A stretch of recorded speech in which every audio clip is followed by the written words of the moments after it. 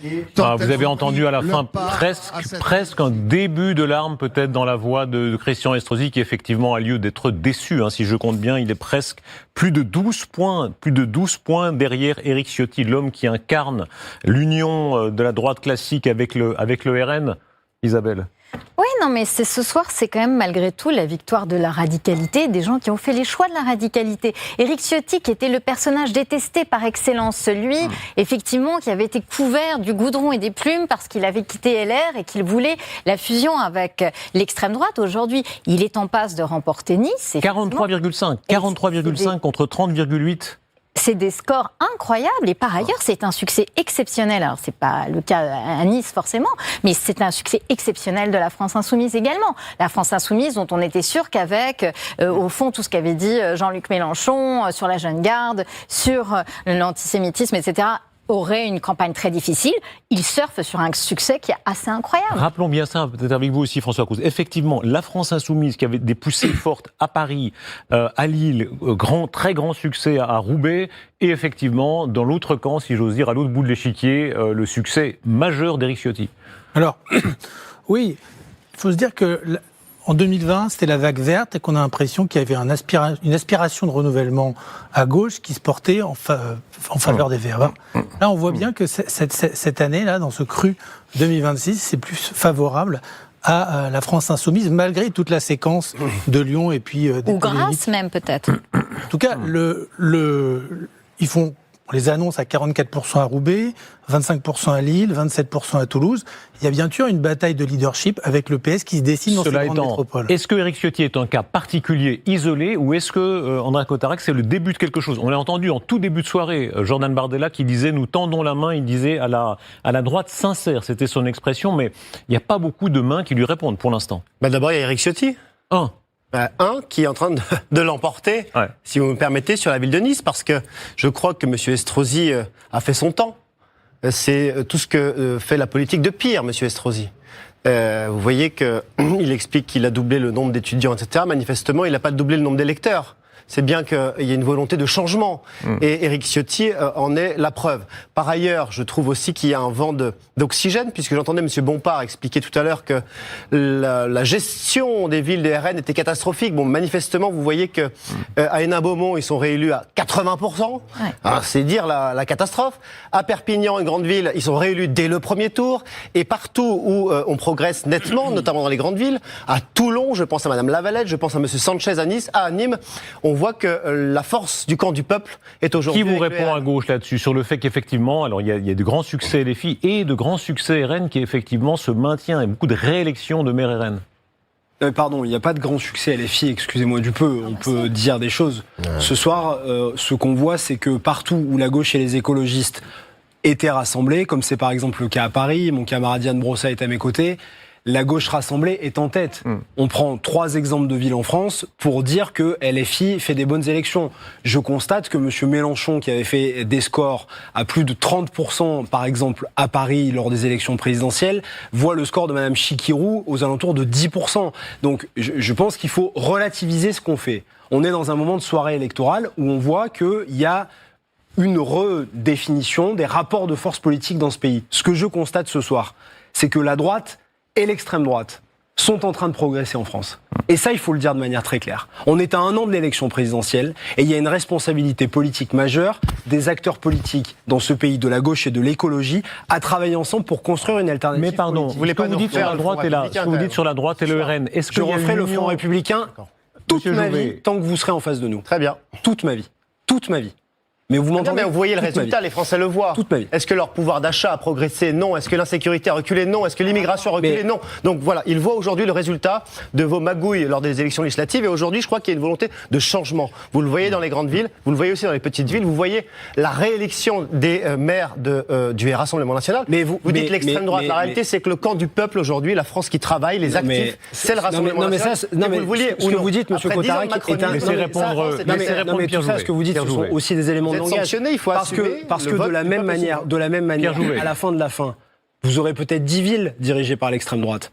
Vous ne dirigerez pas les plus grandes villes de ce pays. L'extrême droite. Donc, mais si l'extrême droite, c'est ce que vous êtes. L'extrême droite, c'est des gens qui sont élus par le peuple. Non, l'extrême droite, c'est vous. L'extrême droite, c'est vous. C'est le Rassemblement national. L'extrême droite, c'est vous. Le premier groupe à l'Assemblée nationale. Oui, mais c'est vous. C'est l'extrême droite quand même. Vous dites que c'est pas. Oui, mais c'est pas parce que vous êtes élu que vous n'êtes pas d'extrême droite. Vous êtes d'extrême droite. Vous êtes en train d'insulter la démocratie. Non, je n'insulte pas la démocratie. De dire que l'extrême droite, c'est le Rassemblement national, ce n'est pas une insulte. Mais moi, j'insulte pas les électeurs. Mais M. Ciotti est d'extrême droite. Expliquez que c'est l'extrême droite. Parce que c'est l'extrême droite. Ces gens-là sont réunis dès le premier tour. Mais quelle est la difficulté? Quelle est la difficulté? C'est la démocratie. S'il vous plaît. Je le laisse l'extrême droite. Oui, mais c'est responsable de ses propos. Pierre Jouvet, vous dites qu'il passait 43,5% des suffrages. 43,5 sont d'extrême droite ou votent extrême droite? Aujourd'hui, on votait extrême droite, oui, bien sûr. Ben, c'est un choix de vote d'extrême droite. Qu'est-ce que vous voulez que je vous dise de manière différente? Mais enfin, vous pouvez essayer de vous cacher, vous pouvez essayer de vous banaliser ou de vous normaliser. Pas ensemble, la question n'est pas le peuple ou pas le peuple. La question, c'est que vous pouvez essayer de cacher quelle est la nature réelle du Rassemblement national. Vous êtes un parti d'extrême droite. Et tant que vous serez nos adversaires en face, nous ferons le Front républicain. Laissez-le répondre. Vous êtes le plus grand danger pour cette démocratie et pour la France. Pierre Jouvet, je vous le dis. Laissez-le répondre. De manière très claire. S'il vous plaît. Non, simplement, vous voyez très bien qu'après 10 années de macronisme, ces gens-là qui ont fait le Front républicain, qui ont empêché à la démocratie de s'exprimer, sont en réalité le réel danger. Après 10 années de macronisme, on a un record de défaillance d'entreprise. Après 10 années de macronisme, on a un record de taux de pauvreté dans le pays. Après 10 années de macronisme, on a un record de crise du pouvoir d'achat. Et aujourd'hui, le peuple français, comme dans toute démocratie saine, eh bien, choisit l'alternance et choisira, je l'espère, en 2027. Je reviens en politique. Un mot, Christophe Barbier, s'il vous plaît, de ce que le petit échange qu'on vient d'entendre là. Est-ce que c'est un fait majeur, effectivement? Alors, pour l'instant, c'est un cas, mais c'est un cas très visible qui est celui d'Éric Ciotti. Est-ce qu'il annonce d'autres? Il y a un plafond de verre qui fonctionne encore un peu parce qu'à Toulon, le score n'est peut-être pas aussi bon que pouvait l'espérer Laure Lavalette. À Carcassonne, à Nîmes, à Marseille aussi, où il y a des progrès très nets, des listes et des candidats RN, c'est pas non plus la victoire assurée pour le deuxième tour. D'ailleurs, le fait que Jordan Bardella parle très vite après 20h montre qu'il a conscience que c'est pas la razzia attendue. L'union des droites, le tabou tombé. L'union des droites est en marche. Ouais. Puisqu'à la fois Jordan Bardella a tendu la main à toutes les voix de droite et Bruno Retailleau, dans sa réponse en quelque sorte, n'a eu qu'une obsession, non à LFI. Attendez. Alors, donc, on va aller tout de suite au résultat. Mais qui sont les prochains, si vous dites que l'union des droites est en marche? Qui après? On va voir les endroits où la gauche cède aux sirènes de la fusion. Parce que LFI est maintenant pour le PS ce que le FN a été pour le RPR pendant très longtemps. Est-ce que vous faites alliance avec LFI pour prendre Toulouse, pour prendre Pau? Est-ce que les Verts vont faire alliance avec LFI pour prendre Lille aux socialistes, pour sauver Strasbourg? Le vrai dilemme, le cas de conscience, il va être d'ici 48 heures entre la gauche et LFI. Un détour par les résultats, puisque dans les grandes villes, il y a beaucoup de résultats très spectaculaires, parfois inattendus. Regardez, à commencer par Paris, avec ce résultat très, très fort d'Emmanuel Grégoire, 38,5, Rachida Dati, 24, Sophia Chikirou, on en parlait à l'instant, c'est une surprise à la hausse à 11,7, Pierre-Yves Bournazel, 11,3, qui évidemment jouera un rôle clé, selon qu'il reste ou non et dans quelles conditions, et Sarah Knafo qui serait juste en dessus de la barre des 10%. À Lyon, c'est ce coup d'à-coude tellement impressionnant, tellement loin d'ailleurs des premiers sondages, des sondages initiaux qui donnaient à Jean-Michel Aulas une sorte de priorité. 37 au sortant, 37 au challenger. Et puis la troisième candidate, on l'a vu. À Marseille, 38,1 pour Benoît Payan, 33,5, quelques points seulement derrière pour le RN. Sébastien Delogu qui jouera un rôle très important à 12,6 et Martine Vassal à 12,1. Et puis, on l'a vu, Nice avec ce différentiel très important en faveur d'Éric Ciotti. Est-ce que c'est encore gagnable pour Christian? Il faut toujours être prudent dans les prévisions, hein, pas de Madame Soleil, mais là-dessus, c'est vous. Mouillez-vous. Comment dire? On l'a vu aux législatives, c'est pas parce que le RN fait 40, 42 ou 44 qu'il va l'emporter à la fin. C'est très dur pour lui de l'emporter dans ces situations. Et en plus, on est sur un maire sortant qui s'est activé tous les réseaux que peut activer un maire dans une grande ville. Et puis, on peut espérer, pour lui en tout cas, le report de voix, ça fait quand même 22% des listes de gauche en sa faveur.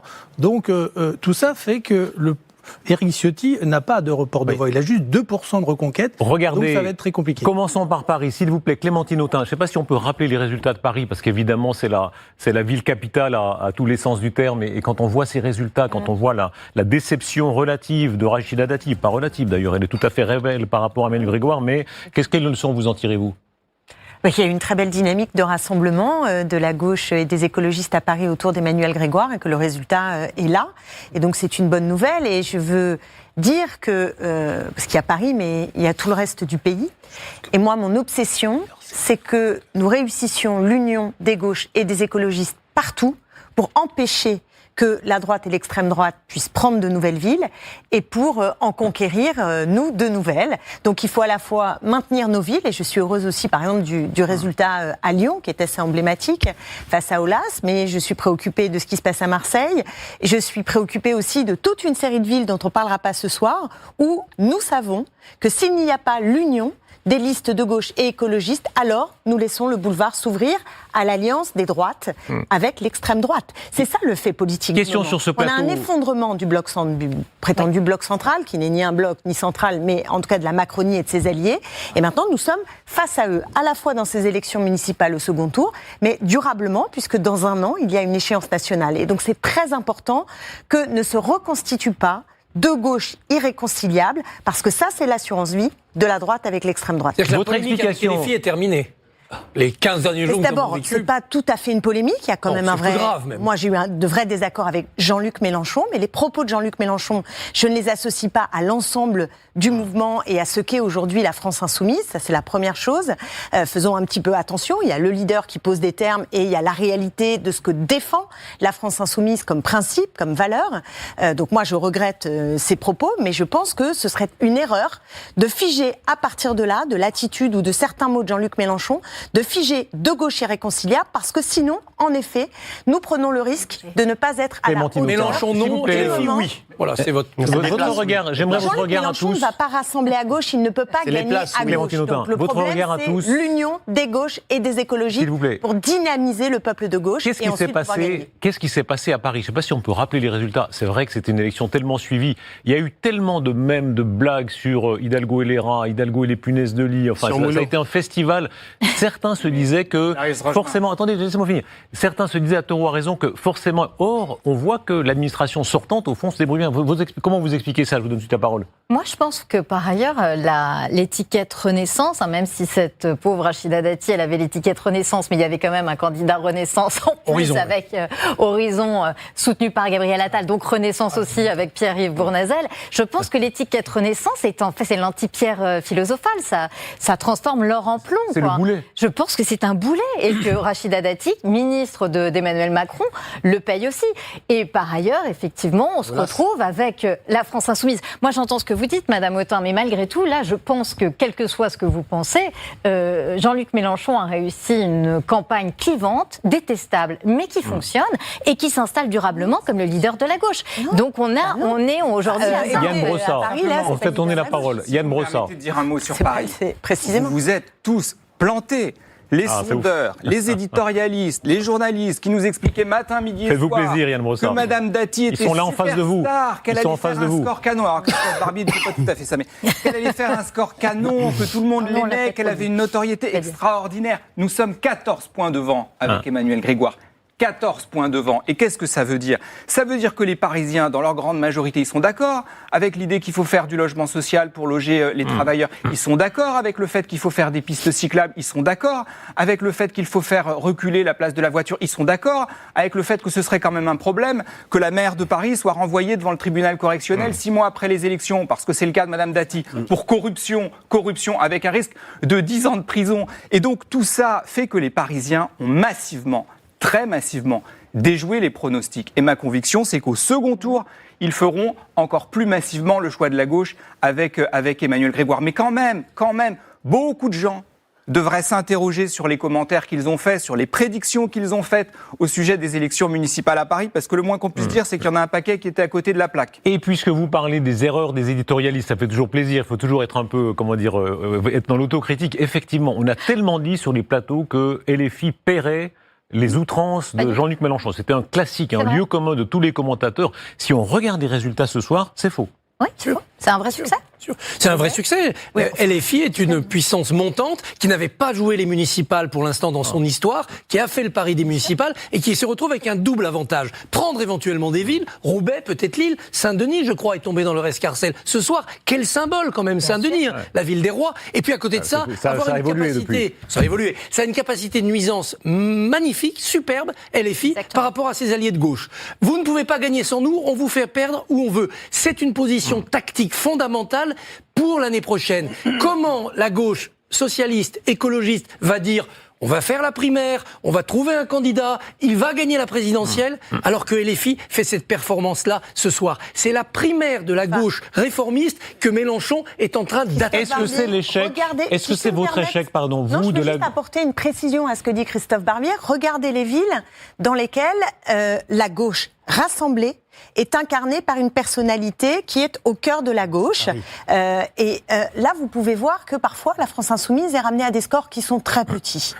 En dessous de 5. Papayan est très haut. C'est la gauche rassemblée. Regardons l'ensemble des résultats aussi. Montpellier. Donc je pense que l'union est propulsive. L'union est propulsive. La gauche, elle est diverse. Et à l'intérieur de la gauche, il y a aussi la France Insoumise. Et donc le chemin, c'est d'être capable de rassembler l'ensemble de ces électeurs. La réponse des si on veut gagner en 2027. S'il vous plaît, Pierre Jouvet. Et avant dimanche prochain. C'est Pierre Jouvet, pour le est-ce que c'est une pierre dans votre jardin, Pierre Jouvet, vous qui incarnez la gauche, tellement sage, tellement convenable, tellement comme il faut, etc. Hein, et on voit à quel point, que ça plaise ou non. Et les filles, Jean-Luc Mélenchon, qui est peu aimé, disons la chose, beaucoup de commentateurs, il fait un très bon résultat. Darius Rochemin, on va être clair. Jean-Luc Mélenchon, en 2022, il faisait 22% des voix à l'élection présidentielle. 2 ans plus tard, aux élections européennes, les socialistes sont devant la France Insoumise. Ce soir, aux élections municipales, la gauche, les écologistes, les communistes rassemblés sont devant la France Insoumise. Aujourd'hui, il y a une réalité que je donne à Christophe Barbier dans le point. La France Insoumise est un point de premier tour, mais un plafond au deuxième tour. Aujourd'hui, dans ce pays, pour battre la droite et l'extrême droite, c'est la gauche non mélenchoniste rassemblée qui peut gagner. C'est ça la seule réponse. Donc moi, j'appelle d'un mot. Moi, j'appelle l'ensemble des électrices et des électeurs de gauche dans ce pays, quel que soit leur vote du premier tour, au deuxième tour, à se mobiliser pour faire gagner celles et ceux qui, dans ce pays au municipal, peuvent gagner face à la droite et face à l'extrême. Et pardon, je vous interromps, Robert Ménard, on passe, s'il vous plaît, s'il vous plaît. C'est ce que je disais à l'instant. Mais Isabelle Saporta, moi, il y a d'autres choses qu'il ne faut pas oublier. Madame Autain, vous aurez la parole après, c'est juré promis, juré, croix de bois, croix de fer, sinon je vais en enfer. S'il vous plaît, vous êtes avec nous, Robert Ménard. J'aimerais votre regard sur ce qu'on vient d'entendre ici. D'abord, est-ce que votre élection est tout à fait confirmée ?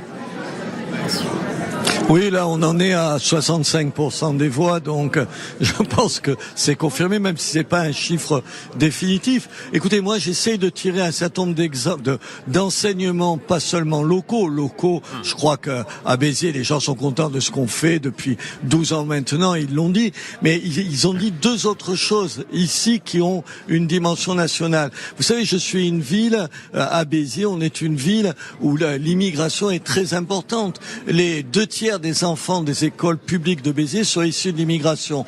Et donc, on avait la France Insoumise qui a fait une campagne plus communautariste, tu meurs. Ils font moins de 4% des voix. Et je trouve ça super encourageant. Ça veut dire que les gens qui sont de telle ou telle confession, qui viennent de tel ou tel pays, sont pas condamnés à un vote communautaire. Ici, la communauté issue de l'immigration, elle vote massivement pour moi, alors que je tiens sur l'immigration un discours qui est un discours à la fois de bon sens, mais un discours sans faux semblant. Je suis contre une immigration laxiste, je suis pour une immigration contrôlée. Donc c'est la première leçon. On n'est pas condamné quand on a une forte communauté issue de l'immigration à un vote de la France Insoumise massif.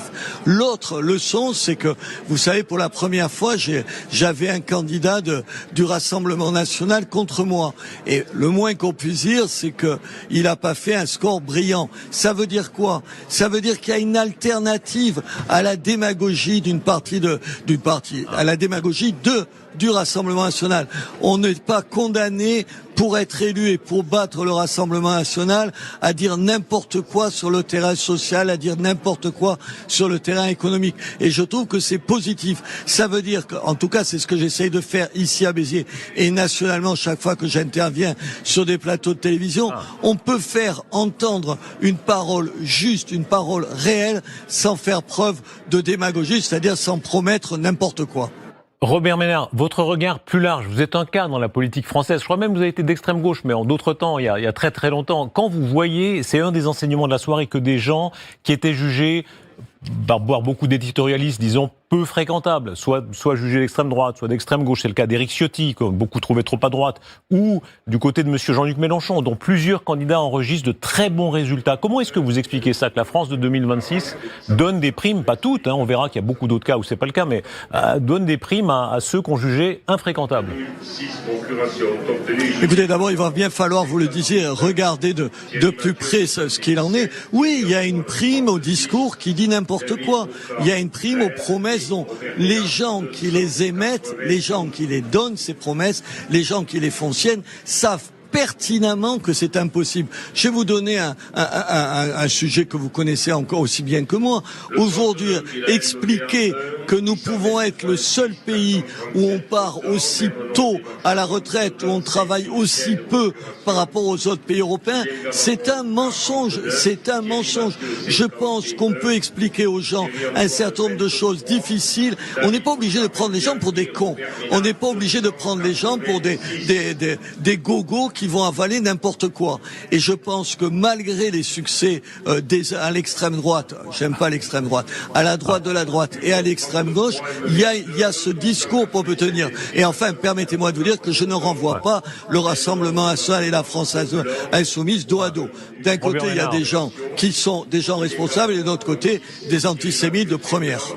Robert Ménard, merci beaucoup. Vous nous avez rejoint aussi, Jean-Michel Apathy. Bonsoir. Votre renseignement à vous sur combien de campagnes électorales avez-vous suivi? Voilà, sur les surprises, puisqu'on l'a vu, il y a beaucoup de surprises, notamment dans les grandes villes.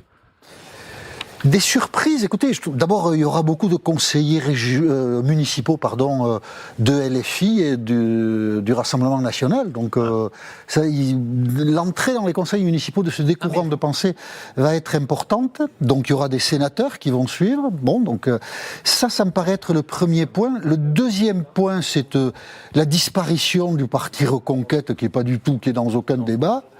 J'ai noté avec attention le discours de Bruno Retailleau qui ne parle plus de droite républicaine, mais qui ne parle plus que de droite nationale. Et c'est un paysage politique qui, dans l'entre-deux-tours, va être intéressant à regarder. Et Sébastien Chenu, je vous en prie. Entrez, prenez la place parce que si vous êtes timide, Sébastien Chenu, je suis obligé de vous faire entrer. Voilà. Merci beaucoup d'être là, vous nous avez rejoints. Je vous laisse finir, pardon. Oui, voilà. Après, ville par ville, il y a beaucoup d'endroits où c'est un peu la bouteille à l'encre. Donc je ne me risquerai pas des pronostics ce soir. Sébastien Chenu. Bonsoir. Bonsoir, merci d'être là. Est-ce que l'heure est venue de l'union des droites? Vous avez tendu la main tout à l'heure, enfin c'était Jordan Bardella en tout début de soirée en disant « Nous tendons la main à la droite que vous nommez sincère ». C'est qui la droite sincère? La droite sincère, c'est la droite qui ne veut pas voir arriver dans sa ville des élus associés à LFI, à l'extrême gauche, qui travaillent contre l'insécurité, qui fait baisser la fiscalité et qui ne se compromet pas avec la Macronie. Donc déjà, ça enlève pas mal de monde, parce qu'effectivement, dans la droite municipale, on a vu beaucoup de gens complètement associés à la Macronie ces dernières années. En général, comme M. Estrosi, il paye l'addition très lourdement ce soir de s'être compromis. Mais moi, ce soir, je veux d'abord saluer les victoires du Rassemblement national, les nouvelles mairies qui tombent, Cagnes-sur-Mer, 4e ville des Alpes-Maritimes, Vauvert, Tergnier dans l'Aisne, des nouvelles villes, et puis tous les maires Rassemblement national réélus dès le premier tour, Louis Alliot à Perpignan en tête, Steve Briouat à Hénin-Beaumont, Ludovic Pajot à Bruay et d'autres, et puis les villes où on peut gagner demain, Toulon, Nice, Douai, Valenciennes, Douchy-les-Mines, Tarascon, toutes ces villes-là où nous représentons l'alternance sans les magouilles auxquelles nous sommes en train d'assister, parce que quand je regarde les autres, ils sont là à pleurer les uns vis-à-vis des autres pour obtenir les voix des uns et des autres. Réponse Yann Brossard. L'exercice le plus répugnant qui puisse exister en démocratie. Est-ce que le rouleau compresseur RN progresse encore, Yann Brossard? Non, mais la réalité surtout, c'est qu'on a assisté pendant toute la campagne électorale à une diabolisation de la gauche pour que la droite puisse mieux justifier une alliance avec l'extrême droite. C'est exactement ce que fait M. Retailleau ce soir dans son intervention. C'est ça la réalité. Et y compris dans une ville comme Paris, Mme Dati va en réalité construire une alliance avec Mme Knafo qui siège avec des néo-nazis au Parlement européen. C'est ça la réalité. Et donc, pour pouvoir justifier une telle alliance qui est un déshonneur absolu, ils ont besoin d'expliquer que la gauche c'est le grand ennemi dangereux qu'il faudrait abattre et donc organiser des alliances contre nature pour cela. C'est ça la réalité. C'est la réalité. C'est pas la gauche qui a été diabolisée, c'est la France insoumise qui a beaucoup fait pour être diabolisée. Je ne parle pas de vous, monsieur Apathy, mais en l'occurrence, quand on écoute le discours, quand on écoute le discours de Bruno Retailleau, il met toute la gauche dans le même panier pour expliquer qu'on a affaire à des gens qui sont infréquentables. Yann Brossard, on entend dans votre camp des mots très forts, ceux qui parlent ce soir d'un danger fasciste. Vous pensez à qui quand vous dites ça ? Dans votre camp. Mais Madame Knafo. Non, mais vous pensez au RN qui est face à vous, par exemple. Très clairement. Madame Knafo, elle siège avec des néo-nazis au Parlement européen. Tous les médias ont expliqué qu'elle faisait une magnifique campagne, très joyeuse, très heureuse. Des néo-nazis allemands, dans le même groupe qu'elle, au Parlement européen. Et on fait comme si tout ça n'existait pas. Comme si c'était quelqu'un de fréquentable. La seule candidate qui a eu droit au JT de 20h, d'ailleurs, candidate à la mairie de Paris. Yann Brossard, elle n'est pas là, reconquête n'est pas là. Par contre, le RN est là, donc vous pouvez lui parler, lui, au RN. Qu'est-ce que vous voulez savoir ? Je ne sais pas, vous le considère que ces gens-là sont fréquentables, certainement vous le pas. Vous le classez dans les fascistes ou pas ? Mais vous savez, moi j'assume parfaitement le fait que face au Rassemblement national, nous avons systématiquement besoin de nous unir pour éviter des victoires de l'extrême droite. Bien sûr que je l'assume. Et vous croyez qu'on va s'excuser de ça ? Et vous allez avec Sophia Chikirou ? C'est l'honneur de la gauche d'avoir... Vous alliez avec Sophia Chikirou ? En l'occurrence, je crois qu'elle n'a pas l'intention de le faire. Non, mais vous le feriez ? Vous allez lui demander ? Elle va sans doute maintenir sa liste. Mais pourquoi et je vous interromps, pardon, c'est M. Payan qui prend la parole à Marseille. Mais quand même, si on veut essayer d'expliquer aux gens... Pour l'instant, ça s'est très bien passé. C'est une ville qui est 5 fois plus grande que Lyon et qui a plus de bureaux qu'ailleurs. Donc c'est toujours plus difficile dans une grande ville. C'est toujours plus long, mais c'est toujours bien fait. Et donc, comme ça s'est bien passé tout au long de la journée, je veux que ça se passe bien jusqu'à la fin du dernier bulletin dépouillé. Voilà. Il vous manque combien de bureaux aujourd'hui ? 200. Là, au moment où on parle, c'est assez mélangé. C'est assez mélangé. Vous pouvez nous dire si vous êtes confiant pour le moment ? Pour l'instant, on a pas mal de bureaux de l'Est, de Marseille, un peu de bureaux du Nord, un peu de bureaux du Centre, quelques bureaux du Sud, et puis... ça reste, on n'est pas tout à fait sur une homogénéité pour avoir une tendance qui soit homogène. On reste sur 280 bureaux qui ne sont pas tout à fait représentatifs des 475 bureaux marseillais. Donc vous avez encore un doute sur le fait d'être en tête, si je comprends bien ? Non, j'attends la fin des résultats pour m'exprimer. Merci. Et voilà le cas de Marseille. Vous nous avez rejoint, Guillaume Roquette. Quand on voit les résultats, 38%, Benoît Payan, il est quand même talonné, c'est peut-être beaucoup dire, mais Franck Alizio est seulement quelques points derrière et Sébastien Delogu jouera un rôle sans doute très important. Oui, ça prouve une nouvelle fois que le choix de la radicalisation, qui est celui de la France insoumise, le choix aussi de ressorts de politique qui sont de plus en plus communautaristes pour séduire un électorat musulman, cette stratégie-là, elle fonctionne. Et en fait, je crois que ce soir, nous avons vécu une étape de plus, franchi une étape de plus dans la polarisation de notre vie politique, avec effectivement un Rassemblement national qui fait de bons scores, qui, à mon avis, même si c'est difficile à déterminer de façon statistique, en plus progresse dans les communes rurales, mais qui souvent ont des listes qui n'ont pas d'appartenance politique de façon à ne pas être trop clivantes, mais dont les électeurs savent bien que globalement, elles sont plutôt en sympathie avec le RN. Et de l'autre côté, une France insoumise qui, malgré toutes les déclarations récentes dont on a fait un peu le feuilleton sur ce plateau depuis des semaines, n'en pâtit pas, bien au contraire. Alors, disons les choses, Jérôme Guedj, vous avez rejoint. Est-ce que c'est un cadeau qui est fait de fait au RN, à Sébastien Chenu, ici présent, qui par rapport a été respectabilisé ?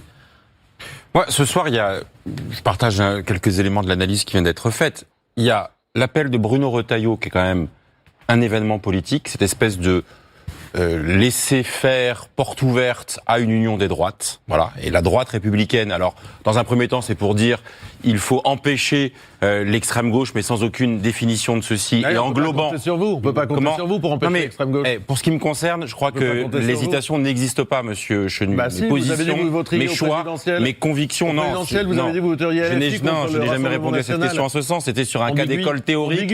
C'était un cas d'école théorique qui était en cas de duel RN-LFI au second tour. Que les choses soient claires. Je peux pas compter sur vous. Aujourd'hui, ce soir, il y a le boulevard de l'Union des droites qui, d'un côté, Jordan Bardella qui appelle les LR à le faire, et une partie des LR, en tout cas Bruno Retailleau, qui dit pourquoi pas à certains endroits. Moi, j'en appelle à beaucoup partout dans le pays à ce qu'il y ait ces républicains conséquents de droite et de gauche qui se disent on peut pas laisser ça. Ah oui, on est là. Et ça vaut aussi évidemment pour la position de la gauche républicaine qui doit en effet être extrêmement clair, robuste sur le fait qu'il ne peut pas y avoir, c'est la position qu'a prise le Parti Socialiste, d'accord avec la France Insoumise. Sébastien Chenu. Oui, deux choses. Ce soir, la gauche est ennuyée. Les socialistes, les Verts, les communistes, tout ça, ils voient bien qu'ils sont dans la main de la LFI. C'est la France Insoumise qui mène la danse à gauche. C'est ça la réalité. En tout cas, moi, je ne danserai pas. D'accord, je préfère vous le dire, je ne danse pas. Voilà. Peut-être pas au premier tour, mais vous avez déjà dit qu'au second tour, dans une présidentielle, vous iriez danser avec eux. Je vous le redis, non. Voilà. Au-delà de ça...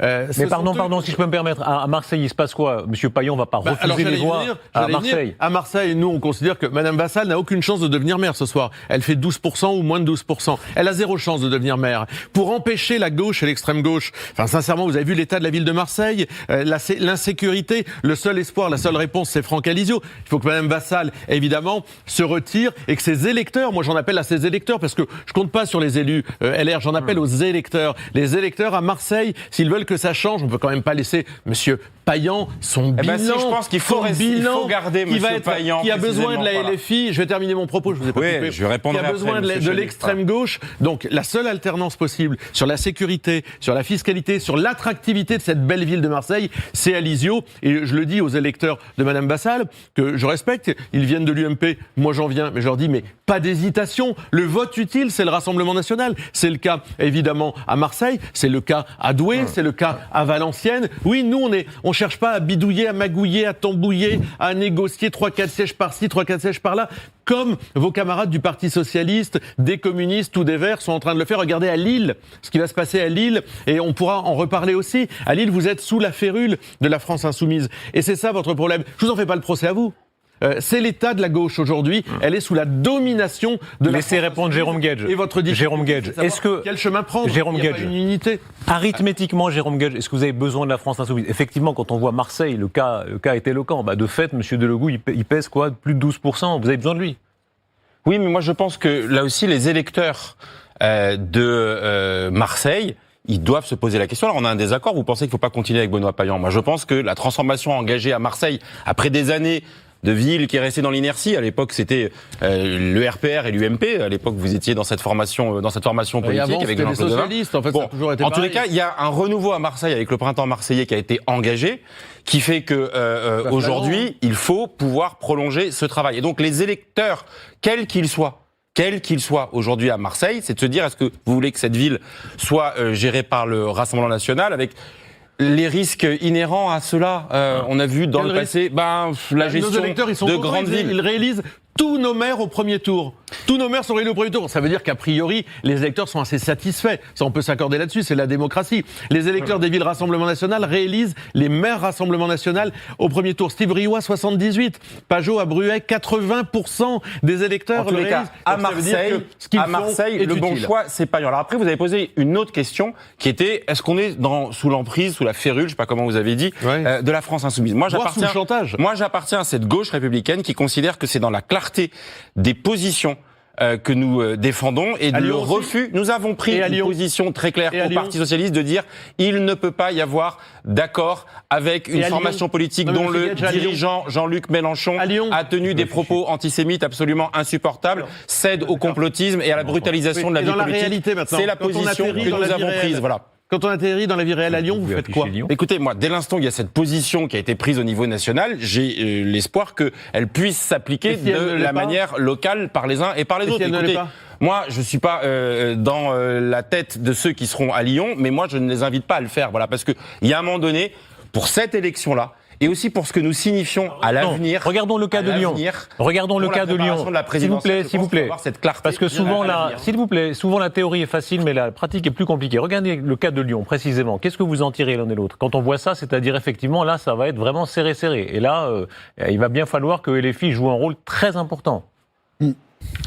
Le cas de Lyon, c'est un cas intéressant puisque la candidate insoumise peut se maintenir et gêner une éventuelle victoire de Grégory Doucet. Maintenant, c'est un écologiste, ce n'est pas un socialiste, et il a été dit sur ce plateau que la négociation était en cours. Je veux quand même dire, on parle beaucoup de la France insoumise. Dans la plupart des villes, quand la France insoumise est face à Lyon de la gauche, elle est devancée. Quand elle est face au PS, elle est devancée. Mais il y a des cas symboliques forts parce que c'est municipal, c'est une affaire de symbole et de lecture du scrutin. À Toulouse, et c'est un coup de tonnerre, c'est la ville rose, c'est la ville du PS qui vote nationalement pour le PS. La France insoumise est devant. Et Limoges, qui a été quasiment 80 ans géré par un socialiste, c'est la France insoumise qui est devant le Parti socialiste. C'est ça aussi les municipales, c'est voir ville par ville et voir les symboles. C'est les premières municipales où LFI fait des scores comme ça, quand même. C'est la première fois qu'ils se lancent à des municipales. Alors, 2020, ils étaient candidats, ils en avaient beaucoup plus cette fois, et ils font des scores importants. Alors même qu'ils se sont mis dans des situations difficiles, que, franchement, s'il y a quelqu'un qui n'a pas aidé la France insoumise ces 2 derniers mois, c'est Jean-Luc Mélenchon. Malgré tout, apparemment non, Jean-Michel Apathy. Si on regarde le résultat, non. Comment? Si on regarde le résultat, non. Non. Il a réussi. Ça n'a pas nuit. Ben oui, justement. Alors que Jean-Luc Mélenchon était plutôt un obstacle dans le débat politique, les électeurs ont quand même, en nombre assez significatif, voté pour la France insoumise. Ça pose un vrai problème pour les socialistes, évidemment. Par ailleurs, il y a eu une vague verte, rappelez-vous, en 2020. Oui. On avait parlé d'une forme de razzia. Ils ont fait 4,63% à présidentielle il n'y a pas de lien. Suivante. Donc attention, effectivement, à l'effet de loupe. Par ailleurs, il va y avoir, avant mardi soir, 18h. 18h, les alliances doivent être déposées légalement. Il va y avoir des accusations, accords secrets, pacte de la honte, etc. On aura la vérité des prix à ce moment-là. Qui fera alliance avec qui, où? Et à ce moment-là, ce sera intéressant parce que ça dira quelque chose de ce qui va se passer. Elisabeth, donnez-nous le cas, s'il vous plaît, parce que la gourmandise est là. C'est-à-dire, quel sera pour vous le cas d'école, le cas où on verra si oui ou non la gauche est obligée de compter avec le LFI et puis de se courber. Il y a une ville intéressante, par exemple à Lille, qui est la grande ville de Pierre Mauroy, la ville de Martine Aubry, où LFI arrive presque à deuxième, mais pas loin, du successeur de Martine Aubry. Que vont faire les écolos et LFI et le PS? Ça va être intéressant. Toulouse. Évidemment, Marseille. Toulouse, bien sûr. Là, LFI est en tête. Toulouse pourrait faire LFI. Est-ce qu'ils vont faire gagner Moudinque, le maire centriste sortant? C'est le cas de figure ça va être passionnant. LFI, Paris gagnant. Ça, c'est le fait politique de la soirée. Sébastien Chenu, c'est votre adversaire. Est-ce que vous reconnaissez, est-ce que vous dites un peu chapeau l'artiste? Au fond, le LFI, théoriquement, est votre adversaire symétrique. Est-ce que là, vous reconnaissez qu'il réussit quelque chose? Non, mais attention, il y a une perception qui est un peu erronée. LFI présente des listes dans les grandes villes, c'est-à-dire dans ces zones de force. Dans les villes moyennes, nous on a présenté par exemple un certain nombre de candidats et de listes dans des villes moyennes. LFI n'existe pas ou font des très très petits scores d'ailleurs. Donc c'est un vote de grande ville, c'est un vote urbain et c'est un vote tourné vers les communautés, pour dire ça sobrement. Les candidatures des candidats LFI ont été tournées vers des Français qui avaient des préoccupations communautaires. Oui, mais communautés uniquement communautaires. Non, et des préoccupations uniquement communautaires. Donc ça c'est. Et puis je rebondis quand même parce que je veux quand même dire à Jérôme Guedj. Mais soyez encore plus précis. Vous dites quoi? C'est un vote musulman, c'est ça que vous sous-entendez? C'est un vote qui appelle effectivement les Français de confession musulmane souvent à les rejoindre et qui se tournent vers eux et qui envoient des signaux. Moi, je pense qu'il faut parler à tout le monde. Qui réagit là-dessus? Sur Beauvais. Qui réagit là-dessus? Je termine. Personne ne réagit là-dessus. Jérôme Guedj à Beauvais, le PS mène une liste avec LFI déjà au premier tour. Et là, vous n'avez rien dit. Donc tout ce ménage, vous nous dites, on va faire le ménage, il faut pas ceci. Mais au premier tour, vous les avez laissés mener des listes avec vos camarades socialistes alliés déjà dès le premier tour. Vous pouvez dire, ah bah c'est dommage, c'est fini, etc. Mais en fait, vous êtes pieds et poings liés, vous avez des postures morales, mais qui ne résistent pas, parce que les socialistes sont toujours un peu des donneurs de leçons, de morale, ils font la morale à tout le monde, mais dans la réalité, ça résiste. Je vais vous dire, Sébastien Chenu, parce que vous mettez le doigt sur des points de contradiction. Moi, ce n'est pas ma position. Ce n'est pas ma ligne. D'accord, alors ce n'est pas celle que je défends, et c'est au contraire celle que je cherche à incarner à l'occasion de cette élection et pour celles qui viendront, parce que je pense que la clarté de ce qui va se passer dans les jours qui viennent sera déterminante pour la cohérence et la crédibilité de l'offre politique que nous Montez à bord, on vous embarque. l'année prochaine. Voilà, donc montez en bord, on vous embarque avec nous dans ces cas-là. Qui peut exister en notre sein. Moi, je pense que la gauche républicaine, elle doit être claire sur ses principes. Et on ne peut pas un jour dire, nous condamnons les propos résolument antisémites du chef de la formation politique et laisser de l'ambiguïté sur des accords locaux. Voilà, moi, je peux le dire à vos camarades, ou alors vous embarquez avec nous et elle me vaut de ne pas être forcément majoritaire dans ma formation politique, mais c'est un débat démocratique qui existe. Je suis quand même frappé qu'aujourd'hui, en 2026, vous disiez sur un plateau, c'est un vote communautaire, c'est bien ce que vous dites, hein, et que ça ne fasse pas réagir, même à gauche. Vous réagissez pas à ça? Il le sait très bien, Jérôme Guedj. Parce que moi, je condamne toute essentialisation du débat politique. J'en ai été victime de la part de la France Insoumise. Vous êtes d'accord avec ce que dit vous êtes d'accord avec ce que dit Sébastien Chenu? Le débat politique qui consiste à flatter des pseudo-passions tristes et ce faisant à faire insulte et injure à ceux auxquels on s'adresse en pensant qu'ils vont être sensibles à tel ou tel argument. Donc je récuse, en effet, moi je ne m'adresse qu'à des citoyens libres et émancipés et pas à des gens qui déterminent leur vote en fonction de leur identité. Mais vous êtes d'accord avec s'il vous plaît, vous récusez quoi, s'il vous plaît? Vous récusez ce que dit? Je récuse toute forme de clientélisme, communautarisme. Mais vous le récusez, mais est-ce que LFI... pas la question. Vous répondez pas à la question. C'est surtout que vous ne répondez pas à la question. Voilà.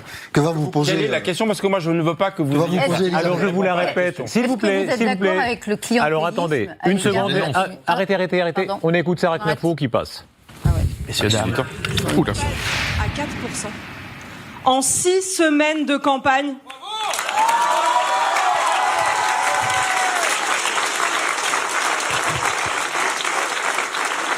Pour moi, qui ai seulement quelques mois de vie politique derrière moi, quel chemin parcouru grâce à vous.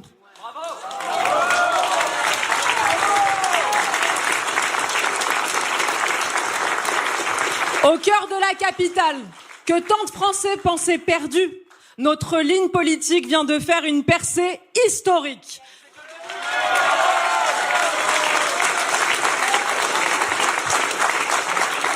C'est un magnifique résultat pour cette première élection, pour mes magnifiques équipes. Et je ne vais pas vous le cacher, c'est une très grande joie pour moi.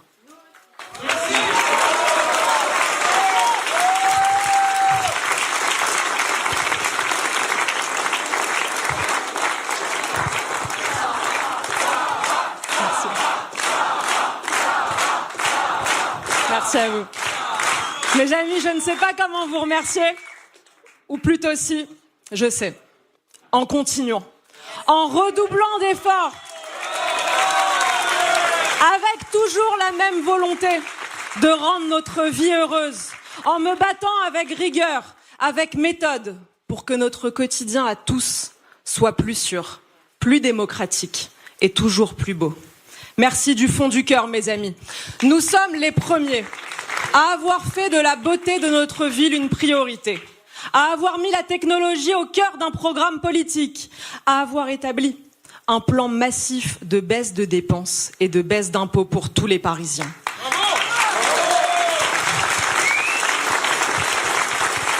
Nous avons conçu le meilleur programme.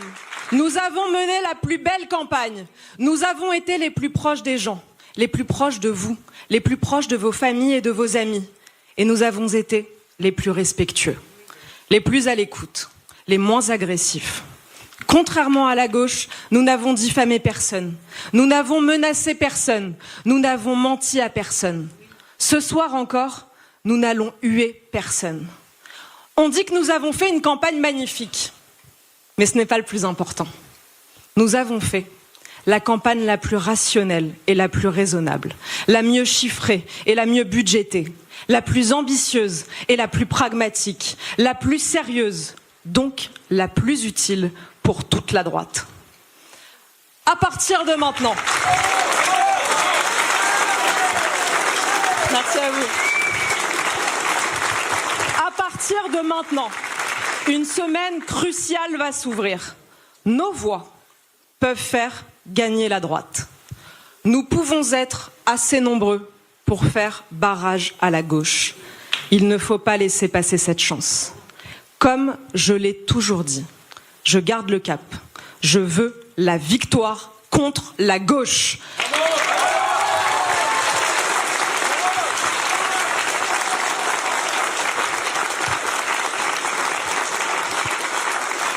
D'ores et déjà, mes amis, Les résultats parlent.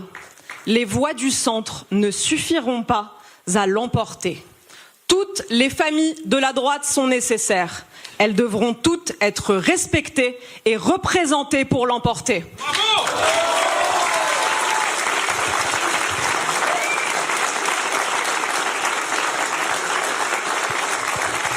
Alors dès demain, quand les scores seront enfin stabilisés, je m'exprimerai de nouveau devant vous. Mes chers amis, merci à tous. Le plus beau reste à venir, je vous le promets.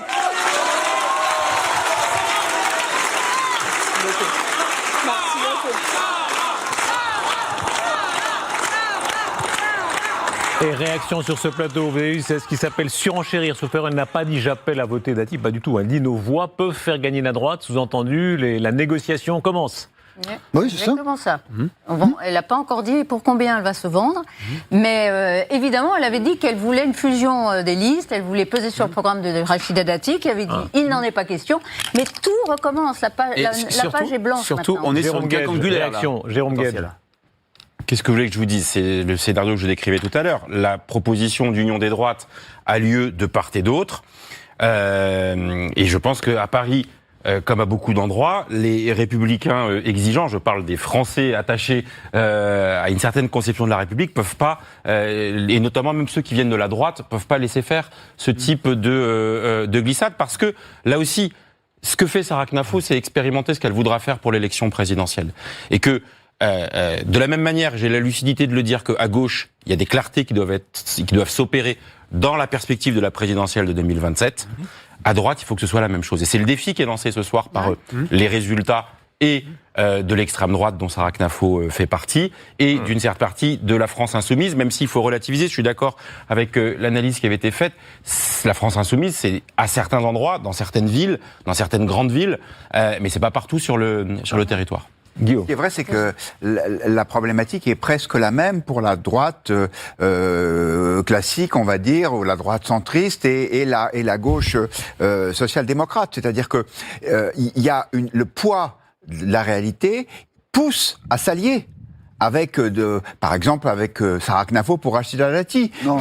Qui fait un score relativement décevant, je pense, pour elle ce soir. Elle est 10 points. Elle a 10 points. Allez, elle a la barre des 10 points. Paris, mais attendez, on ne prend pas le problème par le bon bout. Non, mais justement, je vous donne la parole tout de suite. J'aimerais juste que Marlène Schiappa réagisse, puisqu'elle vient de débarquer. Allez, la question, c'est justement, parce que j'ai déjà entendu madame qui refusait de répondre à la question. La question, c'est oui, bien sûr. À quelle question? Oui, non, mais à quelle question? Oui, la question, c'est Bournazel. La question, c'est de savoir si... Ah non, mais là, il y a une question qui nous est posée. Et moi, si vous allez rejoindre... Allez, laissez répondre, s'il vous plaît, Marlène Schiappa. Ah bah, il y a une question qui a été posée, donc moi, je veux y répondre. C'est la question. Pardon, il y a une question qui vient d'être posée. Jérôme Guedj y a répondu, alors qu'il n'est pas candidat, me semble-t-il, dans une composante de la droite, sauf s'il y a quelque chose qui m'a échappé. Je confirme. Donc, voilà, donc je veux bien répondre et je veux bien vous dire que je suis ô combien sur ce sujet d'accord avec Jérôme Guedj d'une part, et d'autre part que j'irai même plus loin. Nous, chez Renaissance, nous sommes le seul parti politique à n'être otage d'aucun extrême et à refuser toute forme d'alliance, de près ou de loin, avec un parti extrémiste. C'est pourquoi, évidemment, nous ne voulons pas nous associer de quelque manière que ce soit avec Sarah Knafo ou avec les pourcentages dont elle se prétend détentrice. Et avec cet appel qu'elle nous fait en disant qu'il faudrait faire une grande union dans laquelle nous aurions un candidat commun, une candidate commune qui serait Rachida Dati, de Sarah Knafo à Pierre-Yves Bournazel, la réponse pour nous, c'est non. Rien à voir avec Reconquête, qui siège au Parlement européen avec l'AFD et avec un parti fondé par des néo-nazis réels. Et vous savez que je n'utilise pas ce terme à tort et à travers. Nous n'avons rien en commun avec Reconquête, le parti d'Éric Zemmour. Je déplore quand même de devoir avoir à faire ce rappel et ce sous-titre ici. Non, c'est avec Rachida Dati. Est-ce que vous allez vous allier avec Rachida Dati? C'est ça qui compte. Bah, écoutez, nous, déjà... C'est simple comme question. Bien sûr. Et vous me permettrez de répondre à ce sujet-là.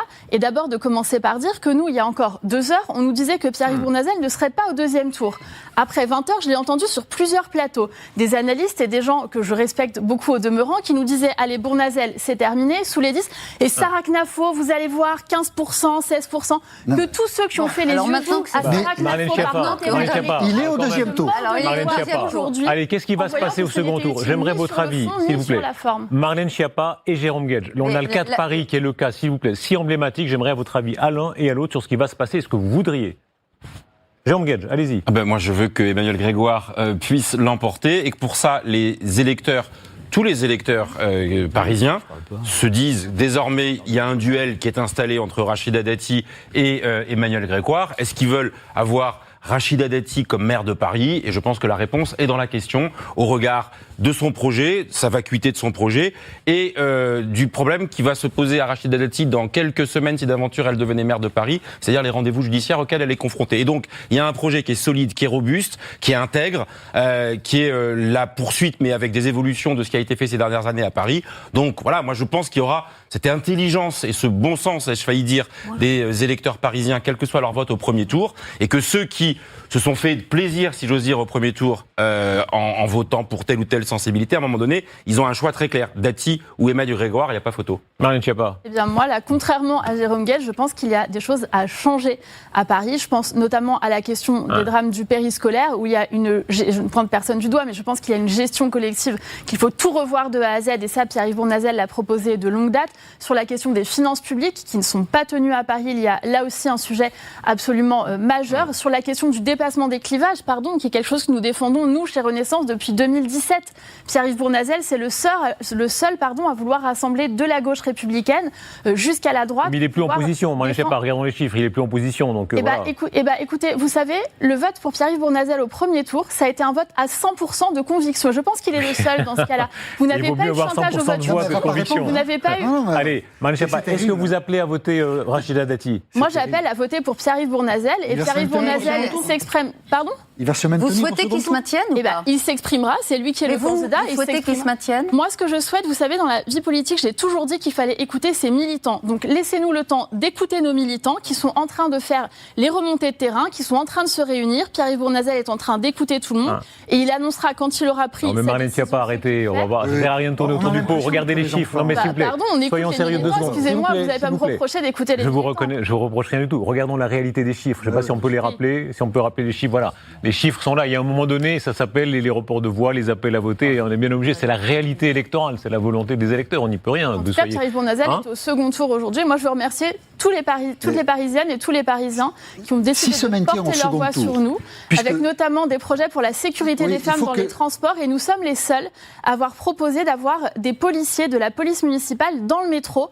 la nuit pour soutenir les femmes. Il y a une insécurité dans les transports à Paris qui est terrible et la mairie de Paris ne peut pas s'en laver les mains. J'ai terminé. Si Pierre-Yves Bournazel se maintient au second tour après que les militants, je sais pas, j'ai pas bien compris quoi. S'il se maintient au second tour, Emmanuel Grégoire est élu maire de Paris. Voilà, c'est tout. Donc c'est ça le choix. Ouais. Et effectivement, parce que c'est un peu cornélien comme choix, c'est-à-dire qu'on voit bien les grands principes des uns et des autres, puis après il y a la logique électorale qui va être la plus forte, parce que c'est elle qui fait l'élection. Et les électeurs de droite, les électeurs de Rachida Dati, si effectivement il y a une Sarah Knafo qui se maintient au second tour, s'il y a un Pierre-Yves Bournazel qui se maintient au second tour, elle est absolument pas en position de gagner, je dirais une fois de plus, et ce sont des élections qui vont continuer à alimenter la machine à frustration chez les électeurs de droite et du centre qui se disent mais finalement on n'y arrive pas. Et donc à nouveau se posera la question de savoir vers où il faut aller, vers le centre. Qu'est-ce qui va se passer maintenant à droite? Regardez, écoutez, ça a été le premier moment politique fort de la soirée. Jordan Bardella qui prend la parole en disant je tends la main à ce qu'il appelle la droite sincère. Écoutez-le. Et la droite. Si vous voulez. Dans d'autres villes, le second tour verra s'opposer des listes attachées à l'ordre et aux valeurs républicaines à des listes dominées par l'extrême gauche. Dans ces situations, je le dis, chacun doit prendre ses responsabilités. Partout où le contexte local le permet, le Rassemblement national tend la main aux listes de droite sincères, aux listes indépendantes et à tous ceux qui refusent à la fois le désordre de l'extrême gauche et la dilution dans le macronisme. L'intérêt des Français, la stabilité de nos communes et la défense de nos valeurs doivent passer avant les calculs partisans.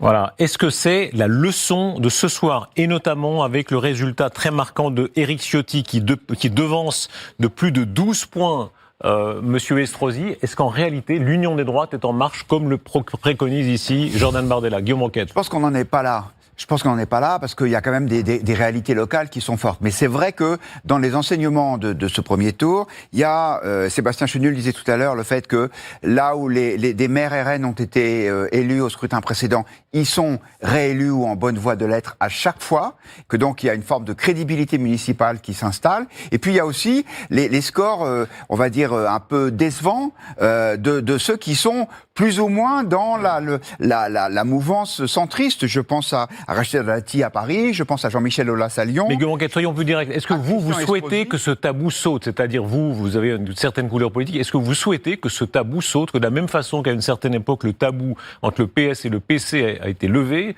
qu'il soit levé aujourd'hui entre le RN et la droite classique? Je pense qu'aujourd'hui, c'est difficile. C'est difficile parce que le Rassemblement national, sur un certain nombre de points, est tellement éloigné de la droite. Je pense en particulier au point de vue économique, au point de vue de la gestion des finances publiques, qui sont des points importants pour l'électorat de droite. Mais je pense quand même qu'il y a une réalité qui est quel est le meilleur moyen de ramener une politique de droite au pouvoir, sur l'immigration, sur la sécurité. Et donc, effectivement, cette question-là, elle se pose encore plus fortement ce soir.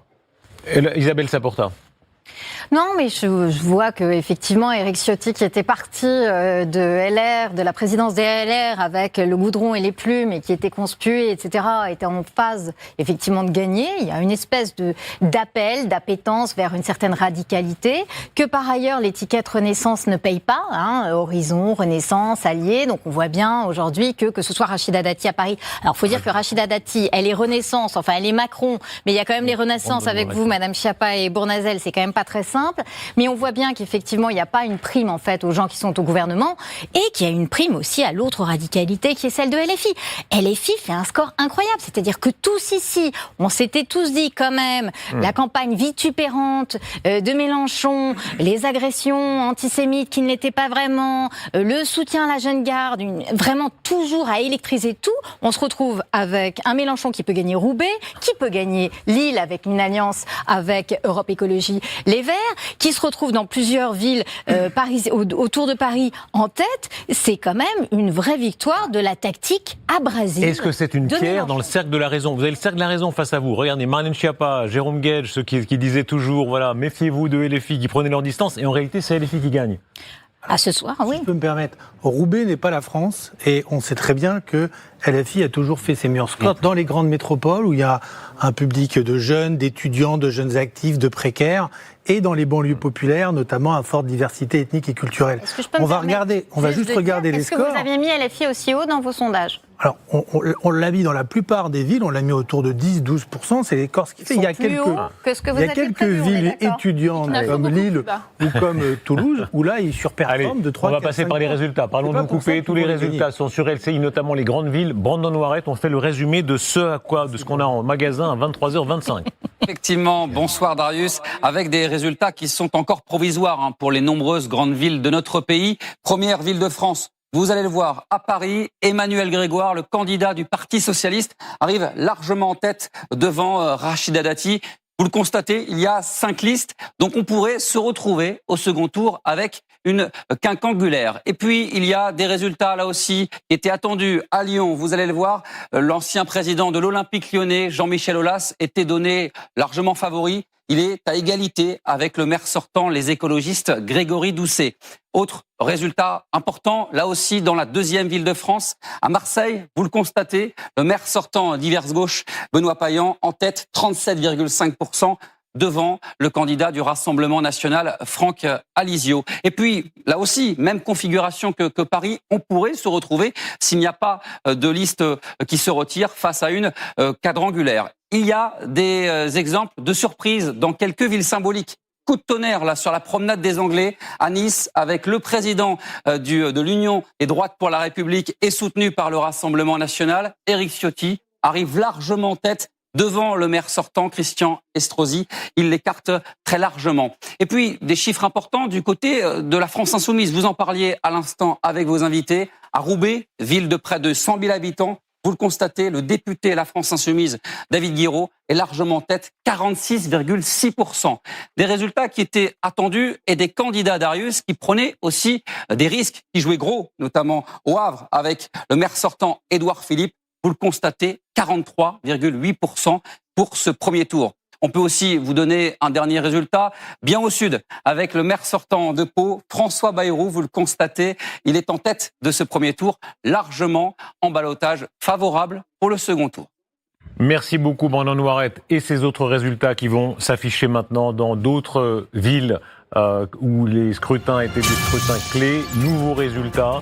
Voilà, ici à Strasbourg avec Catherine Trautmann à 26,1 qui mène le jeu. Faites-nous le commentaire, Damien Fleureau, ville par ville, puisqu'on commence par Strasbourg. Oui, Strasbourg, effectivement, donc avec le retour de Catherine Trautmann, la socialiste, qui devance donc la candidate d'Europe Écologie Les Verts qui dirigeait la ville. Bordeaux, donc Pierre Urmic, le maire sortant, qui d'une courte tête devance Thomas Cazenave, le candidat du socle commun de la majorité présidentielle, avec cette percée de Philippe de Sertine malgré tout. Il faut suivre aussi les résultats de Rennes. La maire sortante socialiste est plutôt dans une situation qui semble confortable, même si là aussi, on parlait des villes étudiantes, la poussée de la candidate de LFI est très nette avec 18,6% des voix. Donc le deuxième tour est incertain malgré tout. Julien Arnaud, quelle leçon vous tirez en particulier des grandes villes? Moi, j'ai été très frappé évidemment de la surprise énorme à Lyon, beaucoup prophétisé, et notamment les sondages, le très fort score de Jean-Michel Aulas, égalité avec Grégory Doucet le sortant. Alors c'est sûr que la remontada de Grégory Doucet, elle est notable et remarquable ce soir. Dernièrement, c'est vrai qu'il y avait une remontée, mais là, elle est beaucoup plus énorme, j'allais dire, que ce qu'on avait attendu. Dans les grandes villes, effectivement, on a regardé Nice, on a vu ce qui se passait aussi du côté de Lille, là aussi surprenant avec la France Insoumise et le Rassemblement National qui est présent. C'est assez surprenant aussi à ce niveau-là dans la ville de Martine Aubry et de Pierre Mauroy. Moi, ce qui me marque dans ces résultats, je ne sais pas si François Cros sera de cet avis, c'est que pendant très longtemps, ces municipales étaient marquées par ce fameux duel droite-gauche. Par de côté, les partis traditionnels, j'allais dire Parti Socialiste et UMP, les Républicains, qui étaient là tranquillement et j'allais dire qui vivaient ou vivotaient d'élection en élection. Là, on a eu le trouble jeu et trouble fête de la France Insoumise et du Rassemblement National. Ils bousculent vraiment ce scrutin des municipales. Est-ce qu'on peut dire, Guillaume Ronquette, qu'il y a quelque chose comme la fin des notables? C'est très frappant de voir à quel point la distinction entre les partis convenables, dits convenables, comme on disait dans le passé, et ceux qui le sont moins, petit à petit s'est effacé. En réalité, la liberté totale. Je suis pas sûr. Simplement, ce sont des nouveaux notables.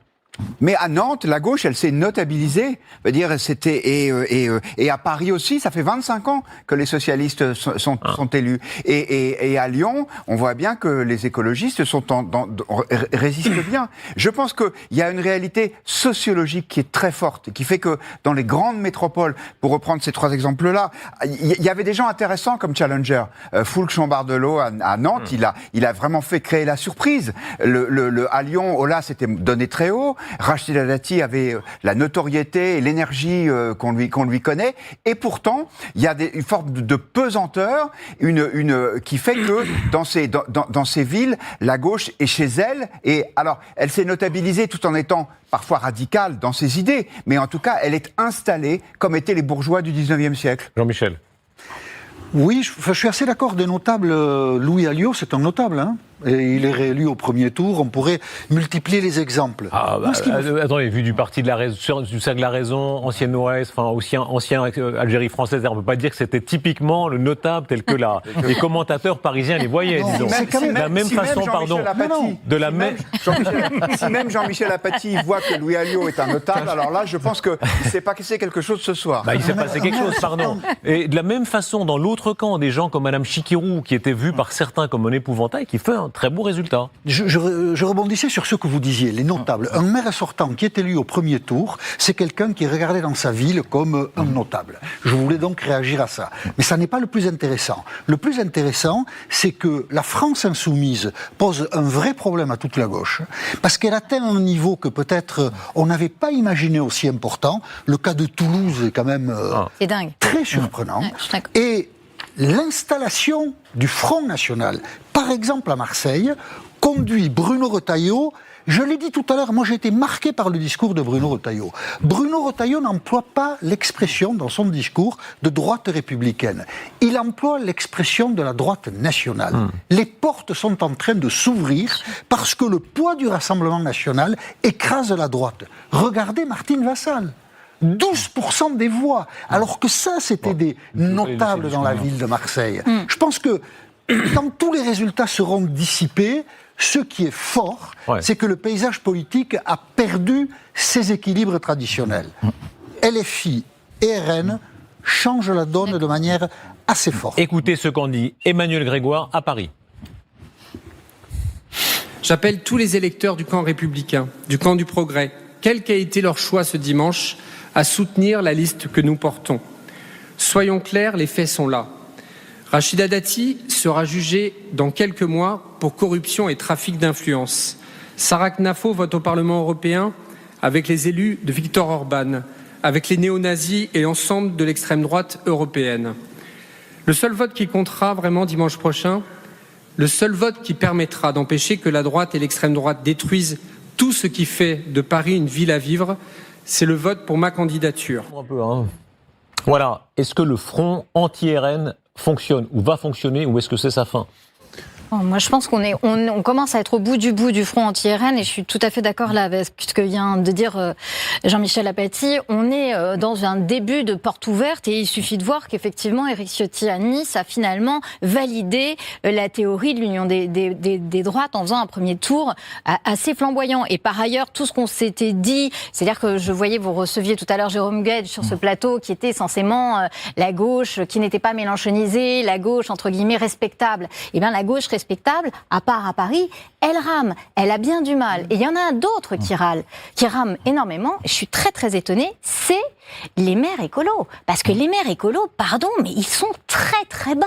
On a effectivement Doucet qui se maintient, mais regardez Barséguian, la maire de Strasbourg, qui est en 3e position. À Besançon, c'est pareil. Elle est en 2e ou en 3e position. On est au fond avec des maires qui n'ont pas été capables de capitaliser sur leur premier mandat. Ce qui est quand même assez étonnant, parce que vous avez raison, généralement le maire s'assied dans son fauteuil de notable et engrange. Là, non, en fait. Ils ont été avec des espèces de polémiques un peu merdeuses, pardonnez-moi cette grossièreté, sur...